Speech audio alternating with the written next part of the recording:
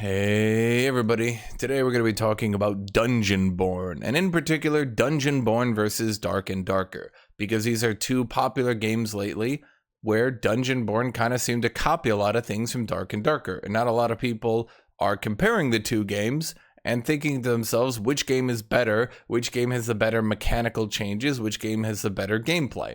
That's basically what this video is going to go on. And if you want that, then just skip ahead a little bit in the video. If you just heard all this and you have no idea what I'm talking about, then, well, let's introduce you to what Dark and Darker and Dungeonborne actually are. These games are two medieval fantasy themed extraction looters. Now, by that, I mean the medieval fantasy theme means instead of having a gun, you might have a mage who can cast a fireball. Instead of having another gun, you might have a fighter with a sword and a shield. Instead of having a third gun, you might have a ranger with a bow. The entire idea is to be a very typical D&D themed game. One big difference already between this game and Dark and Darker, though, is that while Dark and Darker literally just uses the D&D classes and seems to be very Dungeons and Dragons heavy as to how it does its class design, Dungeonborne seems to veer off a little bit differently and implement different classes, such as instead of having mage, they have cryomancer and pyromancer. Instead of having barbarian and fighter, they have death knight and fighter. They still do have fighter, mind you. And that's one difference already between these two games. So what do they play like, though? What do I mean extraction looter? So the general idea in games like this is you put gear on your character, gear that you've earned or bought in some way or another. Not bought with real life cash, though, mind you. And you put this loot on your character. It will generally make you stronger. You can generally have commons, uncommons, rares, epics, legendaries, etc. Now you're going to load into a map, and on that map there's going to be enemy AI, goblins, skeletons, suits of armor, things like that. And there's also going to be other players. If you die, all your loot is lost. Anything you took into you with this match is lost. Anyone can take that loot off your dead body. Not that it would matter, because you can't even get your gear back because you are now a dead body. So what are you trying to do on the map then? Well, every enemy you kill, every boss you kill, every enemy player you kill can potentially drop loot that you want to take. And you want to take that loot and you want to extract off the map and increase the value of your account by putting either gold into your inventory or items into your inventory. The general idea is to slowly progress your account into having more and more gear and being stronger and stronger. Such that if you play for a very long time that day, that you might eventually come out ahead. Even if you die a few times, that your account might eventually come out ahead and you might have earned at least some sort of progression. So then, what are the differences between these two games? Both of them I did call medieval fantasy themed extraction looters, but Dungeonborne seems to actually commit to making melee fun and interesting, whereas Dark and Darker seems to not commit at all to allowing melee to be good, and mechanically has put in many ways that makes the combat, in my opinion, quite lame, to the point where I got frustrated with the combat and actually stopped playing the game. So let's go over the big differences fundamentally, mechanically, as a base level. What are the differences between Dark and Darker and Dungeonborne?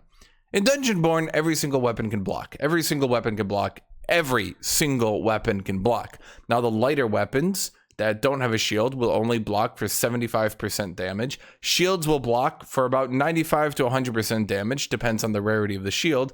The general idea, though, is every single weapon can block. The light attacks in this game tend to do very much longer combos. In Dark and Darker, the combos tend to be slow and not really that noticeable. Whereas in Dungeonborne, if someone gets off a light attack chain, it can end up doing, a lot of damage. If you block a light attack chain, then it breaks the chain. And even if you take 25% of the damage from the attack, you can break the chain and try to get in your own light attack chain to counter them. In order to break through block, then, you have heavy attacks. And every weapon will have a light attack and a heavy attack. Heavy attack beats block. Block generally beats light attacks. Do you get it? Because you take still 25% of the damage from a light attack, even if you block it. This does not mean that you can play defensively forever, but it does mean that there can be a back and forth in a fight, that each player can get in some good hits, get in some good blocks, predict a block, go for a heavy attack, things like that. That generally already makes the melee combat significantly more engaging and more fun than it does in Dark and Darker.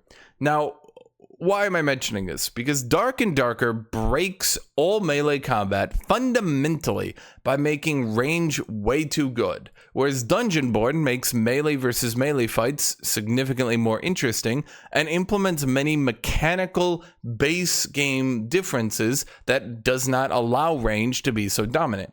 Now, I'm not saying in a patch or two from now, range could be the dominant strategy. But, of course, because there are some base fundamental differences between the games, it does mean that even if range is overpowered, even if range classes are overpowered, there will always be something that melee characters can do.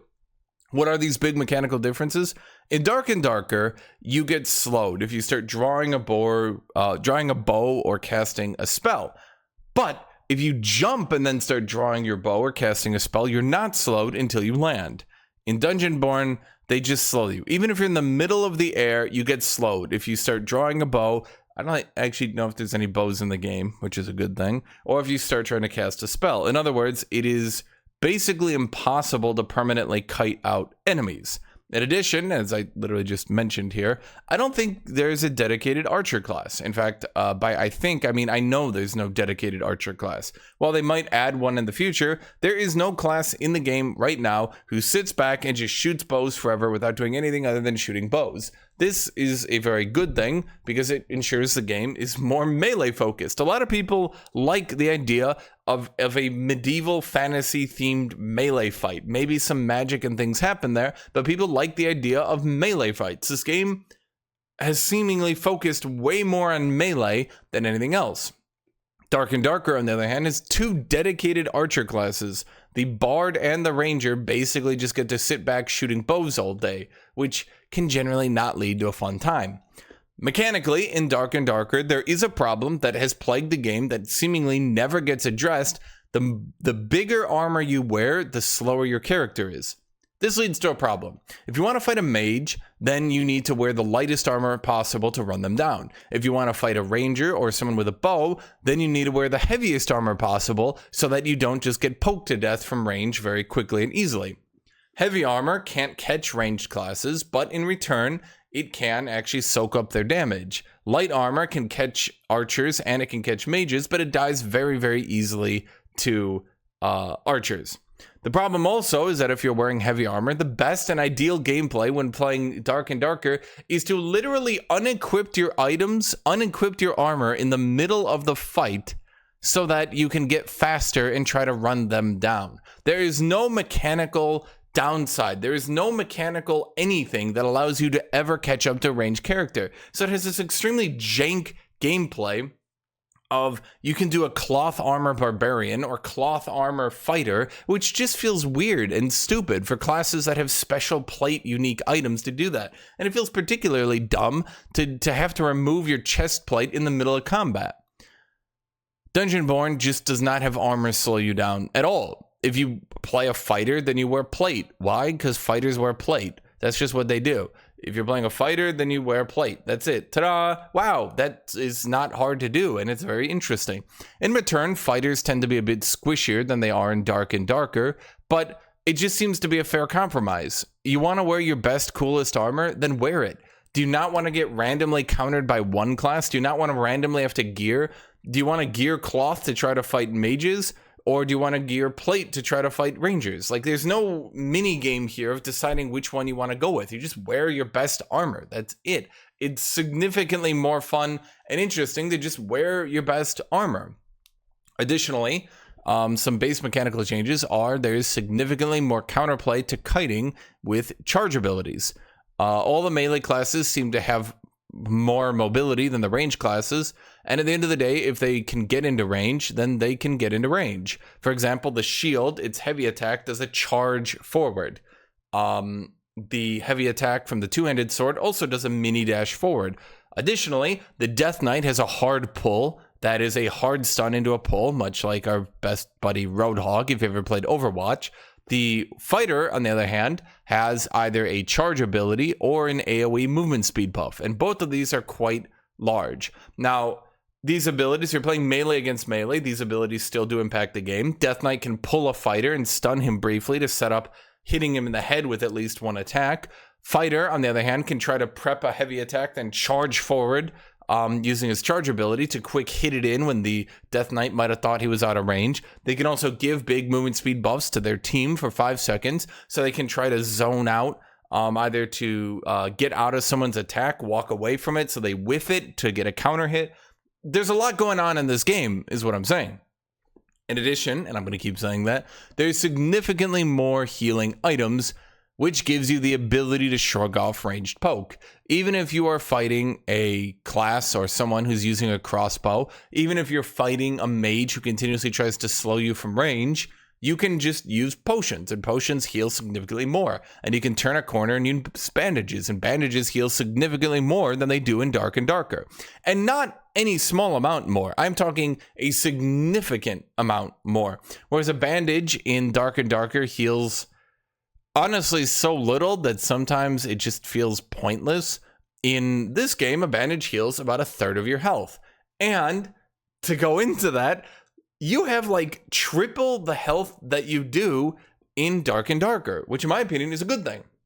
Instead of a range class being able to potentially kill you before you even reach melee, there's no possible way that a range class could ever kill you before you reach melee. To think about this in your head for a second, imagine you have person A and person B. If person A runs really, really quickly at person B, even if they both one-shot each other, the ranged class gets to shoot first. So they shoot first and they one-shot them. If everybody is made significantly tankier, this benefits melee most of all, because all melee has to do is get into melee, at which point they will generally play with some advantage. Range needs to do enough when they're outside of melee to win the fight, or they need to kill them before they get into melee to win the fight. The significantly longer time to kill in this game, in addition to more healing, just means generally melee classes will not feel like they're just getting obliterated at range before they can play the game. Now, there are some combos. I have seen there are some combos. Pyromancer and Cryomancer. I have seen a Cryomancer do an AoE super slow into a Pyromancer fireball, but that's generally a combo that feels at some point avoidable, that feels like you can do something about it, rather than just Ranger shoots you with a bunch of arrows and you start taking 1/3 of your health or more on each arrow. So there is something that range classes can do. I'm not saying they're underpowered, but they need to actually play the game and play it well. And melee actually has enough survivability to actually get into range without just being chunked so hard that they die. In addition, there's a big focus on range characters requiring more time to use their abilities or having delayed damage. For example, the Fire Staff does a little point-and-click bit of damage, but unlike Warlock in Dark and Darker, the damage is backloaded, meaning you need to hold it on an enemy for, I think it feels about 2 seconds, I'm not really sure. It will do a little bit of damage, then the majority of the damage comes at the end of the ability. So if I'm playing a melee class, I can either zone it out and walk behind a wall so I don't take the majority of the damage, or I can just continuously run up to them because they're spending so much time casting this ability on me. Again, it's not to say that range classes are weak or unplayable, just that melee gets to actually do more to try to get into range. Range from a fundamental mechanical level does not have infinite kiting, and it doesn't have even the capability of doing funny one-shots. Maybe I'm wrong, and maybe once we go high roller and everybody stacks all their damage and stuff, maybe then eventually mages and stuff get really overpowered. But I've only played this game for 2 days now. The 2 days it's been out, I've put about 15 hours into it, and the combat feels so unbelievably much better for melee characters than it does in Dark and Darker. Now, because of this, and this is a really big positive change I'm just going to talk about right now, because range doesn't have some inherent advantage where it needs to be caught out and, totally ambushed in order to die, the maps are significantly larger, both in the actual size of the map and just in how it plays out. You can go on rooftops, you can go on bridges, there's rivers going under areas, there's platforms, cliffs, things like that. The game can make interesting maps because they don't need to completely balance everything around a melee character having to sprint in about 2 seconds to get into range or they die. One of the biggest issues that Dark and Darker has is that all their maps need to generally be kind of boring and very, very small, because if they make their maps large at all, range classes will just be completely dominant. In fact, we've seen that issue in their Ruins map, where many people complained that range classes just were completely dominant and kind of ruined it and made it unfun. So now that I've talked about all these advantages that Dungeonborne has on Dark and Darker, let's talk about the disadvantages then. What does Dark and Darker actually do better? 1, the classes in Dungeonborne are generally focused on doing one thing only. So for example, if you play the Death Knight, you pull people and then you slow them with your AoE. You pull them, you slow with your AoE. You have 2 different kinds of AoEs. One does significantly less damage, but is an instant toggleable ability. One does significantly more damage and more slow, but you have to cast it for a little bit of time. That's it. Generally speaking, you're a one-trick pony. You're going to do the one thing. If you're playing fighter, you're generally kind of playing fighter with Whirlwind. It's kind of agreed on that that's the one thing that you do. So if you're playing a class, you can't have this diversity that you kind of have in Dark and Darker, where you can decide to play in different ways, doing different strategies. There's no such difference as like Cloth Barbarian versus Plate Barbarian with a Warhammer. None of that differences. And a lot of that is due to the fact that there's no perks or talent tree in the game. There are passive effects in the game, but those are unlocked through stat thresholds. So for example, if you have 50 strength on fighter, just as one example, your Whirlwind now slows enemies by 20%. How do you get to 50 strength? You need it on your gear. Once you have enough gear with enough strength on it, your Whirlwind will now slow.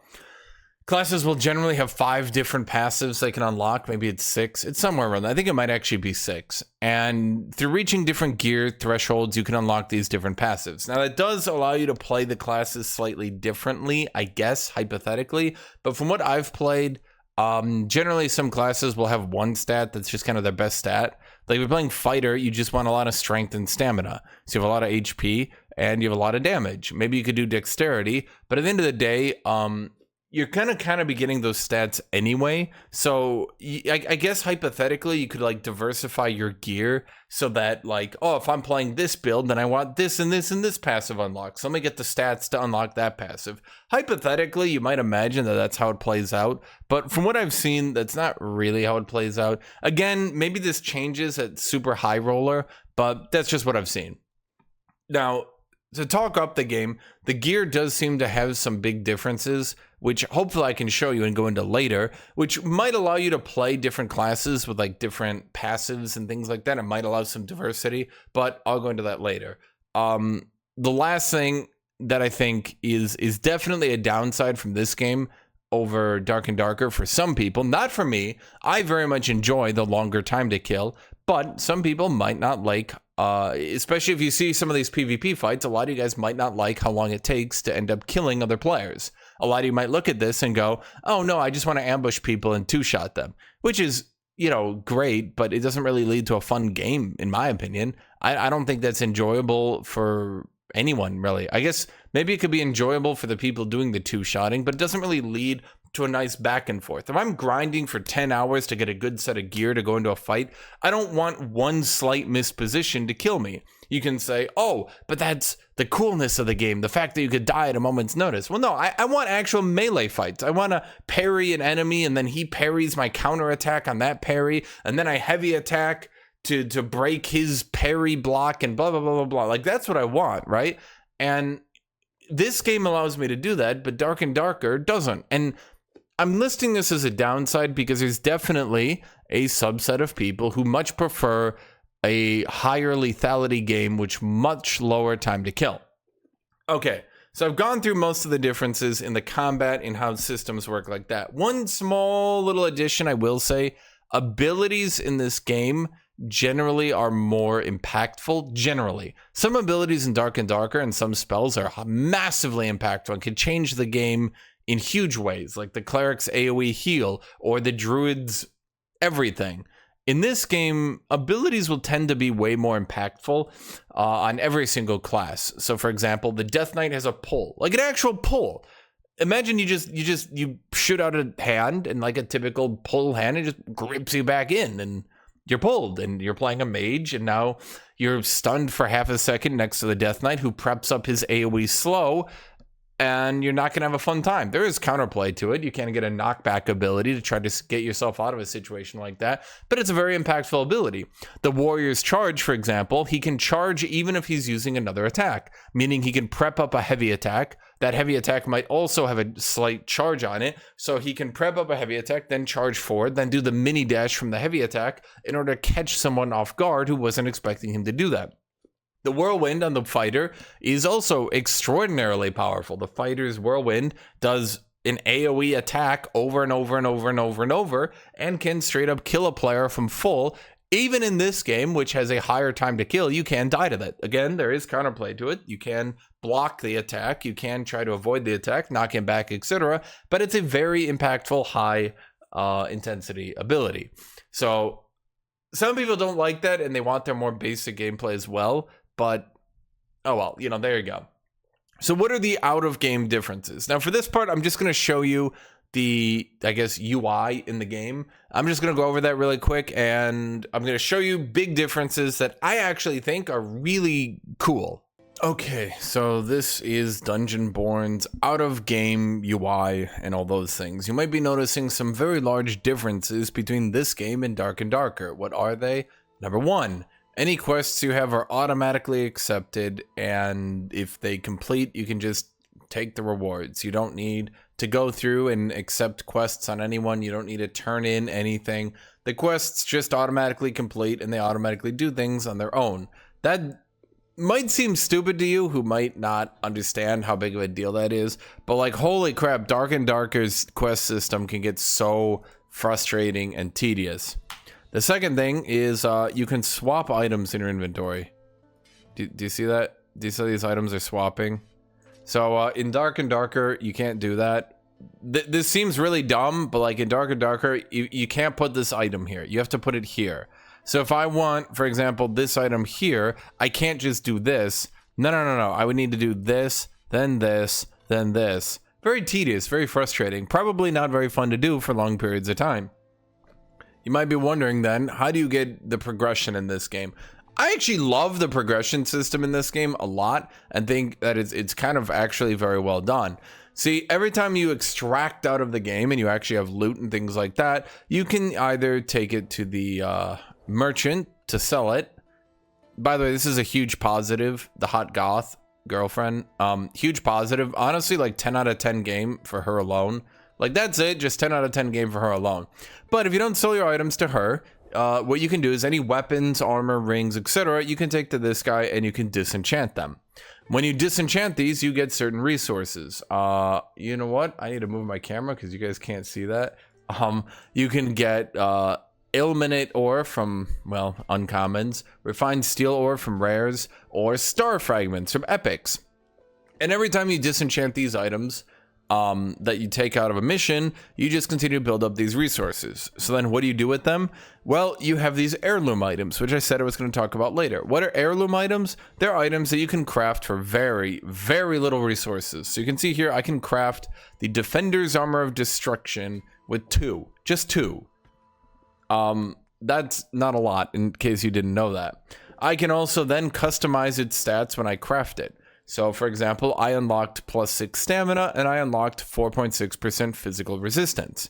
Now, you can spend ores in order to unlock permanent stats. Now, how permanent are they? Well, on my sword here, I put the very same 4.6% physical resist that I unlocked onto my chest piece. You're allowed to have 1 heirloom weapon, 1 heirloom armor, and 1 heirloom accessory. These are usable across every single character. So I have a fighter and a death knight. So I decided, screw it, why don't I just make my heirloom the plate armor? So anytime I die, I can very easily craft this heirloom armor back up. The progression then is to go into a dungeon, find a bunch of commons, uncommons, rares, epics, etc., break them down for these materials, and upgrade these heirloom items. Now, you can then upgrade them. If I have 300 refined steel ore, I now get a epic chest piece, which is quite good. It unlocks the 3rd stat that I can put on the item. It gives it the epic level defense. gives it stronger stats, and obviously this is just a very cool system. They also have a different visual, which can be kind of cool, that you've got your visually distinct heirloom longsword. And so you can see here I put additional attack level on it, and I put physical resistance on it. I'm trying to stack physical resistance because I think that that's just generally a good idea, because these games always stack physical resistance very weirdly. So this allows you to recover from a death very much easier, and it allows you to continuously build up these items that are cool for you.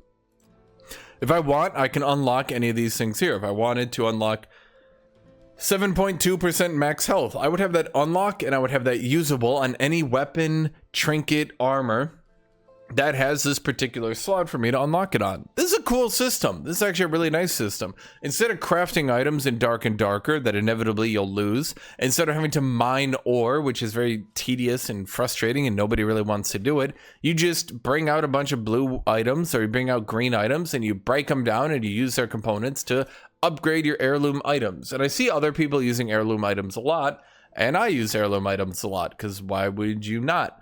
So on my emulate here, I gave it, you might not believe this, physical resistance and stamina. Stamina, of course, giving me HP. You might see the kind of build I'm going for here. But because I stacked all this physical resistance, because I have a build like this, even though I'm just sitting in blues that haven't really done anything, my physical resistance is 42%, which is quite good. This, in Dark and Darker terms, would be a good amount of physical resistance to have. You know, if I kind of just die and get back into the game. I'm only using blues here and all that. So then what is another big difference from the I'm going to call it the out of game. Some items, instead of just having bonus stats, can actually have a unique named set bonus. By combining all these set bonuses, you can get more effects. So you see here the 4 out of 10, the 4 out of 15, the 4 out of 30.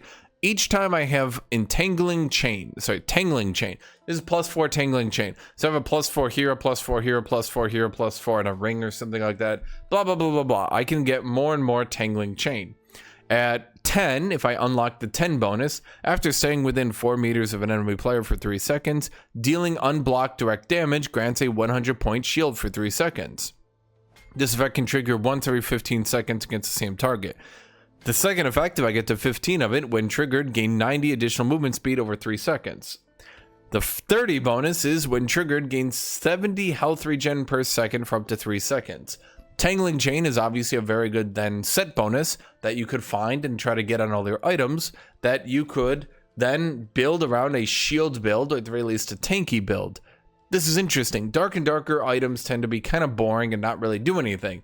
In this game, although most of your items are going to be kind of boring for the beginning, before you build up your character to do interesting things, you can try to stack strength so that you can get soul energy if Grasp of the Grave hits an enemy. Not very useful.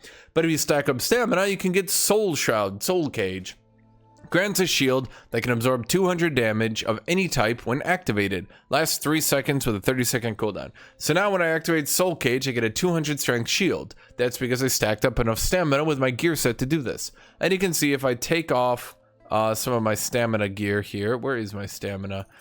This will deactivate and then I don't get it. So I made the actual choice to then maximize my gear into the stamina. Which, you know, eventually later on, I'm assuming you're going to have most of these active in some way or another, but it does give you a bit of diversity in how you build your character, and it does allow you to feel the impacts of getting better items. So between the heirloom system and between the item system, this is just generally more interesting to build your characters. I did mention earlier that you can't really build characters differently, but I did say that's where the set bonuses start coming in here. If I start maximizing some stats and building for a set bonus, I can end up with a gear set that kind of plays the game differently and can be very much more interesting than other stuff. Okay, now what's the last little bit of difference here between this game and other games? Well, I should say between this game and Dark and Darker. Obviously, to get to the auction house, you need to buy the privilege. If you don't have the privilege, what can you do? You can buy items that are generic on the auction house. If you put up any item on the auction house, and you can see it right here, instead of having its stats, it will randomize its stats, and it will just put it right there. So let me buy something here just to try to give you an idea. Let me try to buy an accessory, a ring. So we have a fine ring of dexterity. No matter what, someone put this up on this version of the auction house, not the actual auction house, but on this version of the auction house for 3,500 gold, I can buy an item that just gets 2 random attributes. This allows you to buy into purple or blue items very cheap. Allows you to have a little bit of RNG. Maybe just buy a lot of them and see if they roll up some good items, and then maybe you could put them in an auction trade, or maybe you could put them and use them. But at any rate, this allows you to very cheaply build up a set of gear should you die to kind of rebuild your character from a death. When you combine that with your heirloom items, you can end up just kind of having a lot of fun, and death isn't so bad as it is in Dark and Darker. Now, before I end this video, let me talk real quick here. You can see I made a notepad here real quick of all things I should talk about. So let's talk about the bad issues here. In my opinion, then, what are the really bad issues of this game compared to Dark and Darker? Let me zoom in here real quick. Some mobs, and you've probably seen this in the video, some mobs just fly away and stay in the air. Outrageously frustrating to deal with.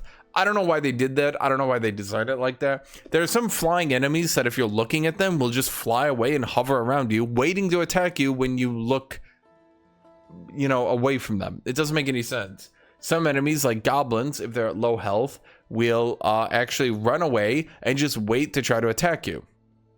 Aggro works in a pretty silly way. Whoever does the most damage just permanently has aggro. Now, this does apply. All of this kind of works together to make some serious issues that probably need addressing in some way.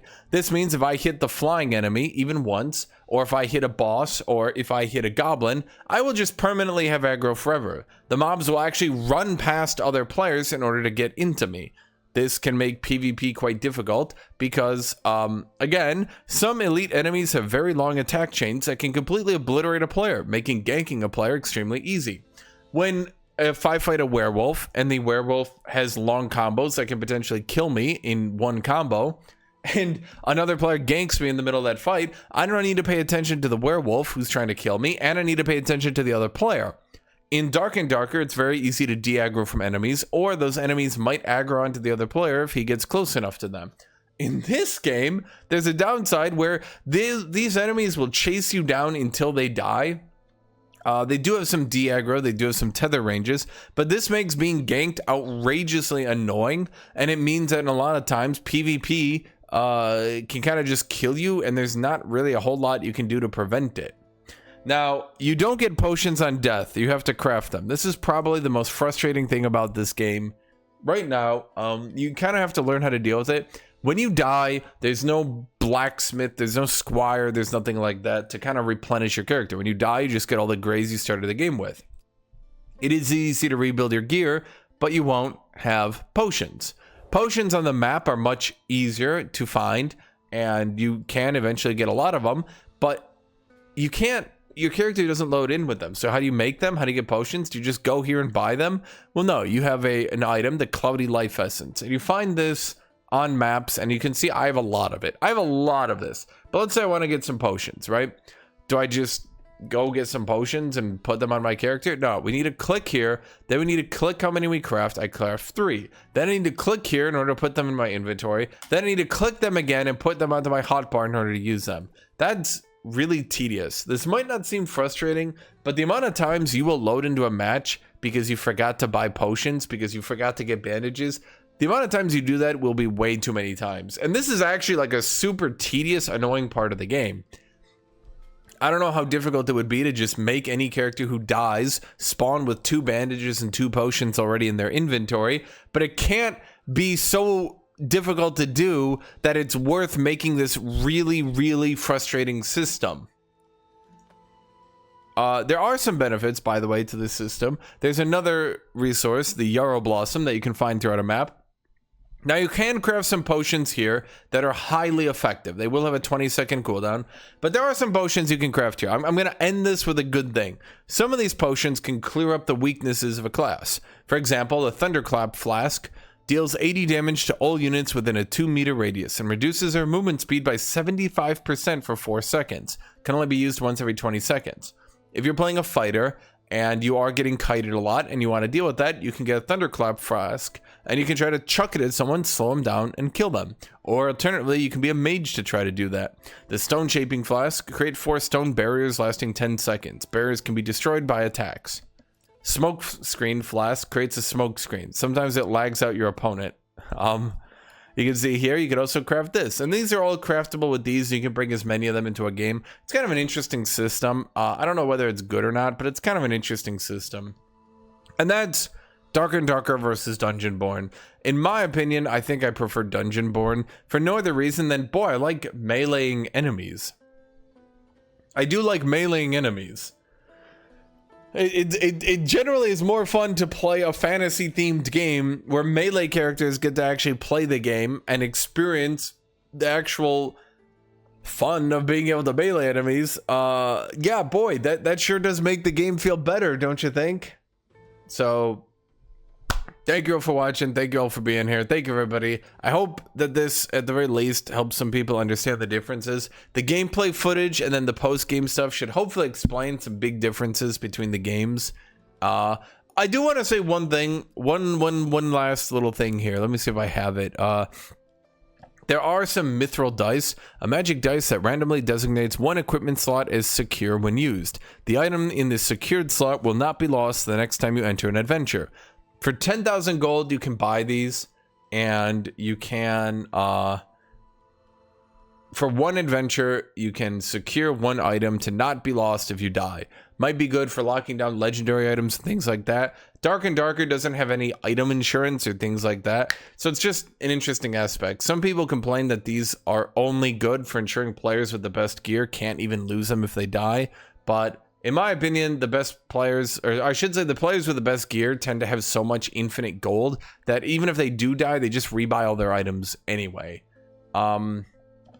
There's also, okay, I want to say this is very small, so I'm going to end this video on the smallest little nichest detail. All your stats on all your items affect you at all points in time. What does that mean? If I have a shield, and this shield gives me physical resist, I get that shield's physical resist even if I'm holding my two-handed sword.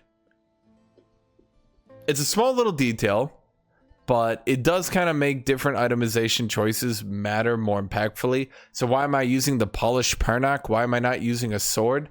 The Polished Pernak, by default, just off having this weapon as a weapon, gives you stamina and max life. If I'm having this weapon in my offhand, then I get stamina, which is health, and max health, which is, you might not believe this, but it's health. And then I also get more stamina from holding a shield, and then more physical resist from having a shield. This makes having a two-handed sword and a mace and a shield a very tanky build for Death Knight to be able to, you know, kind of do fun things with that. Or I could try to use a crossbow to have a ranged attack, and crossbows give you, I think it's crit chance and things like that. But it kind of just makes it more so you can choose your own items. I guess in a way, I have just spent like 15 minutes saying you can customize your character a lot after I said you can't really customize your characters a lot. So maybe I have to rescind what I said earlier. Maybe you can customize your character far more than I'm willing to admit, but you know, take it as you will. Let's say you can prioritize certain things on your character, but again, if you're playing a Death Knight, your E ability will always be Grasp of the Grave. Your Q ability will always be an instant cast ability or a channel ability. The instant cast does half damage, but doesn't have a cast time. This ability does way more damage and slows, but has a long cast time. Now, the tooltips in this game aren't always the best. Soul Shroud specifically mentions this damage is further influenced by your strength, intelligence, and will attributes. So if you're wondering, if you're just curious, yes, this does mean the AoE for Death Knights, their AoE damage does scale on your strength. Even though strength says increases physical damage, it will scale up the damage on this. This one doesn't mention that, but it will also scale up on strength. So if you're worried that Death Knight doesn't scale up their magic damage, for some reason, if that was really a big concern for you, that Death Knights would have really jank itemization because they would have to itemize for physical damage and magical damage, they don't. No, you get your strength becomes physical damage and it becomes magical damage for you. I don't know who could possibly be concerned about that, but yeah, okay. So that's this video. That's Dark and Darker versus Dungeonborne. Me personally, I prefer Dungeonborne. It's free to play right now. There doesn't seem to be many cheaters. It does seem to have a lot of fun gameplay. So if you liked Dark and Darker and you liked meleeing and you want to try a game where melee is way more the focus and permakiting range is way less the focus, try Dungeonborne. Okay. Thank you for watching. Thank you all for being here. Sorry I have a cold right now, so if I sound kind of like I have a cold or if I keep taking weird pauses where I'm about to sneeze, that's because I have a cold. I'm doing my best. So thank you for watching. Thank you for being here, everybody. And as always, I hope you all have a great rest of your day.